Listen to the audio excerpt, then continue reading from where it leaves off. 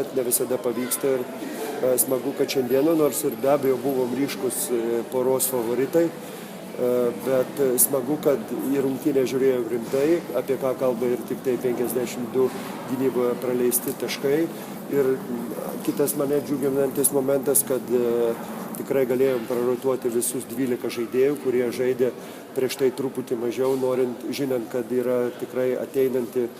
savaitė mums labai sunki, sudvejintos penktadienį rungtynės Madride, sekmadienį jau Vilniuje prieš Lietuvos Rytą, taip kad kiekvienas žaidėjas, aš galvoju, bus tikrai reikalingas bent kažkokiam tai laikui ir kad kiekvienas būtų paskutinėse rungtynėse šiek tiek pabuvęs toj varžybinėje atmosferoje, neįeitų kaip buvęs labai senai. Treneriai, koks būtų jūsų komentaras apie atsisveikinimą su Vainsu? Tų sąmokslo teorijų vis atsiranda, sunki klubo finansinė padėtis. Visiškai nieko bendro čia su tom spekulacijom nebuvo. Iš tikrųjų, žmogui buvo atlikta lapkričio mėnesį menisko operacija, po kurios jisai, aš galvoju, kad nelabai sėkmingai atliko reabilitaciją ir po vasaros,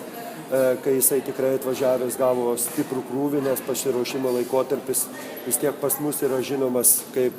pats sunkiausias laikotarpis, jam turbūt ir neįprasta, vis tik pirmą kartą Europoje, gavo labai didelį krūvį, pradėjo skaudėti kelią, pradėjo rinktis kelyje skystis ir pasitaikius progai, kadangi draugė vis tiek gimdė tuo laiku, tuo pačiu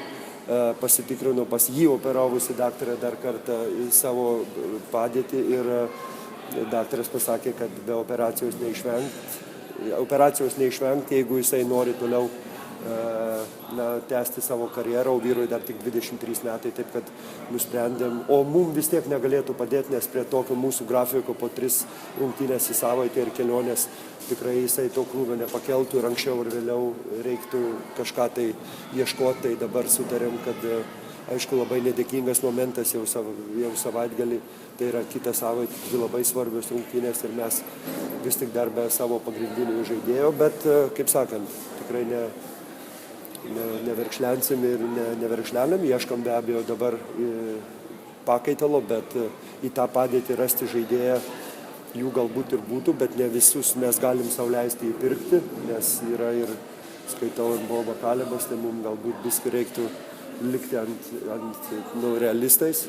o vis tiek kažkas tai galvoju atsiras, o jeigu neatsiras, dirbsim kitais, ką turim ir labai džiaugiamės, kad tie mūsų abudu jauni vyrai tobulėja. Čia vienos priešiškos stovyklos išmesta žinia apie Omarą Kuką ir dėrybą su juo. Žinot, dabar tų pavardžių bus labai daug. Kiekvieną dieną vis kitokia, nes visiems labai įdomu dabar, ką Žalgiris pasirinks. Ne tik tai, kad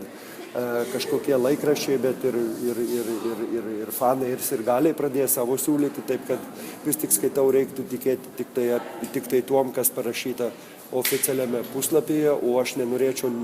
komentuoti nė vienos pavardės, nes tikrai nesam niekur dar jokia kryptim pažengę,